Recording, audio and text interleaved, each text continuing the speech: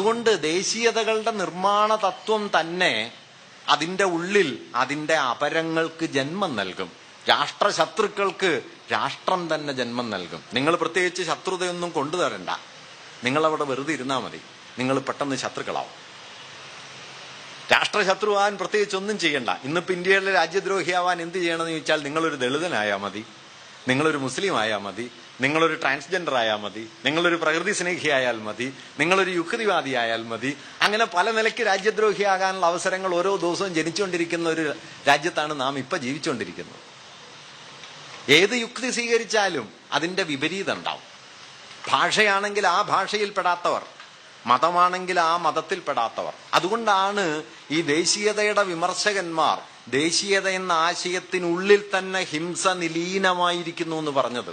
കാരണം അതിൻ്റെ അപരങ്ങൾക്ക് ജന്മം നൽകിക്കൊണ്ടല്ലാതെ ഒരു ദേശരാഷ്ട്രത്തിന് നിലവിൽ വരാൻ പറ്റില്ല. ഭാഷ കൊണ്ടാണെങ്കിൽ ആ ഭാഷയിൽ പെടാത്തവർ, മതം കൊണ്ടെങ്കിൽ ആ മതത്തിന് പുറത്തുള്ളവർ, സംസ്കാരം കൊണ്ടെങ്കിൽ ആ സംസ്കാരം പങ്കുവെക്കാത്തവർ.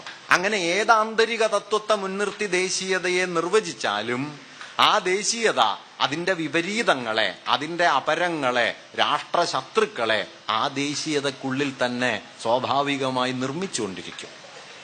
അതുകൊണ്ട് ദേശീയതയിൽ നിലീനമായൊരു ഹിംസാത്മകതയുണ്ട് എന്നതാണ് ഞാൻ ഈ നേരത്തെ പറഞ്ഞ ചിന്തകന്മാരെ മുഴുവൻ ദേശീയത എന്ന ആശയത്തിന്റെ വിമർശകന്മാരാക്കി തീർത്തത്. യൂറോപ്യൻ ദേശരാഷ്ട്രങ്ങൾ പൊതുവെ ഞാൻ ഈ പറഞ്ഞ തത്വങ്ങളെ മുൻനിർത്തി ഭാഷയാലോ മതത്താലോ സംസ്കാരത്താലോ ഒക്കെ നിർവചിക്കപ്പെട്ടപ്പോൾ ഇന്ത്യൻ ദേശീയതയുടെ രൂപീകരണ ചരിത്രത്തിൽ അടിസ്ഥാനപരമായൊരു വ്യത്യാസമുണ്ട്. ഞാൻ നേരത്തെ പറഞ്ഞ മതം കൊണ്ടോ ഭാഷ കൊണ്ടോ നിർവചിക്കപ്പെടുന്ന ദേശീയതയുടെ ആഭ്യന്തര പ്രകൃതം അടിസ്ഥാനപരമായി എക്സ്ക്ലൂഷനെ മുൻനിർത്തുന്നതാണ്, പ്രവർജകമാണ്. താനല്ലാത്തതിനെ ഒഴിച്ചു മാറ്റിയിട്ട് ഒരാന്തരിക തത്വത്താൽ നിർവചിക്കപ്പെടുമ്പോൾ ആ തത്വത്തിന് ഇണങ്ങാത്തവർ പുറത്തായിപ്പോകും. അങ്ങനെ പുറന്തള്ളിക്കൊണ്ടുള്ള പ്രവർജകമായൊരു ദേശീയതയായിട്ടാണ് യൂറോപ്യൻ ദേശീയതാ സങ്കല്പങ്ങൾ വികസിച്ചു വന്നത്. ഇന്ത്യൻ ദേശീയതയുടെ മൗലികമായ വ്യത്യാസം അത് പ്രവർജകത്വത്തിൽ അധിഷ്ഠിതമായിരുന്നില്ല.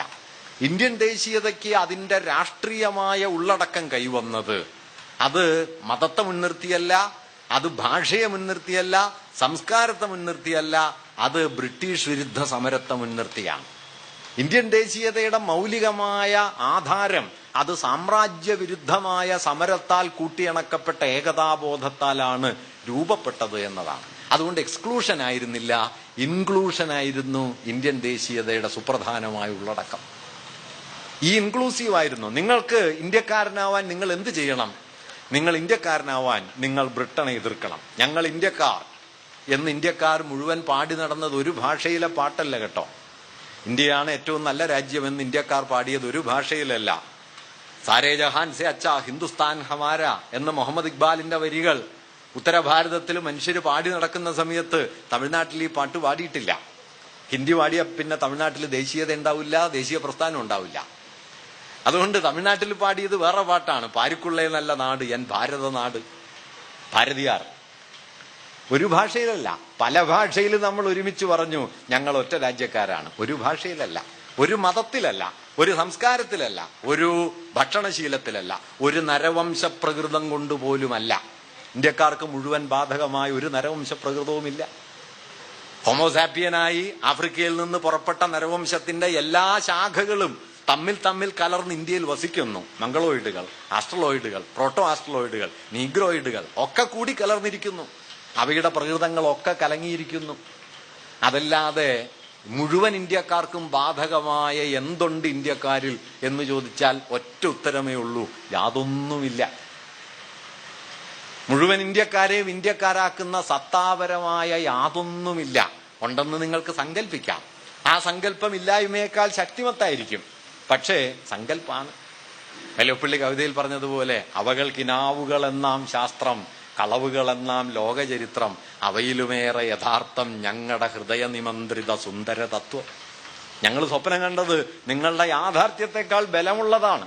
അങ്ങനെ ബലമുള്ളതായി തീർന്ന ഒരു വലിയ ആശയമാണ് ഇന്ത്യൻ ദേശീയത. ഞാൻ പറഞ്ഞു വന്നത് ഇന്ത്യൻ ദേശീയതയുടെ ചരിത്രപരമായ മൗലിക പ്രാധാന്യം അത് സാമ്രാജ്യവിരുദ്ധമായ സമരത്തിനകത്തേക്ക് മനുഷ്യരെ നാനാതരത്തിൽ കൂട്ടിയിണക്കിക്കൊണ്ട് വികസിച്ചു വന്ന ഒന്നാണ്. ജാതിയാലല്ല, മതത്താലല്ല, മറ്റേതെങ്കിലും ഘടകങ്ങളാലല്ല.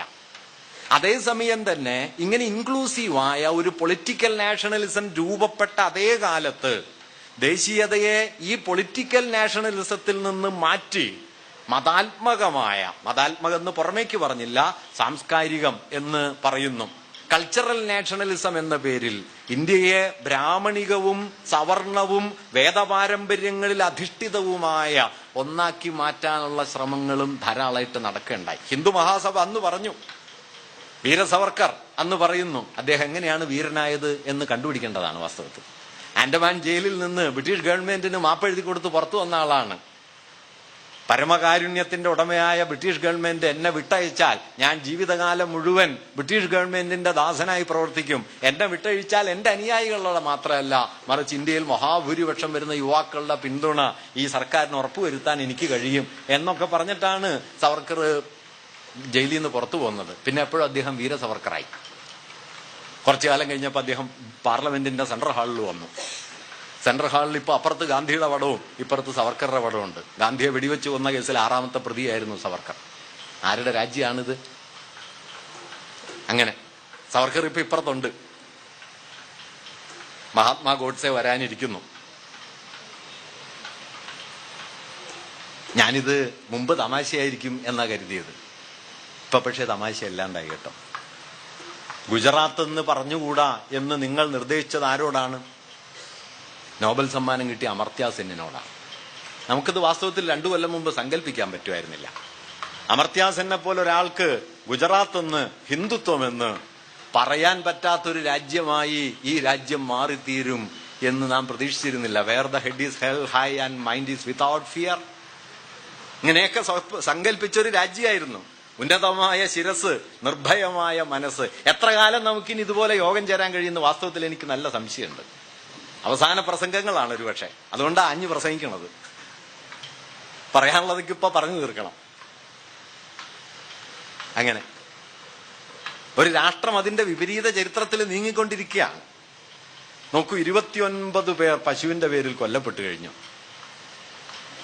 നമ്മെ കാര്യമായിട്ടൊന്നും ഇത് അലോസരപ്പെടുത്തിയിട്ടില്ല.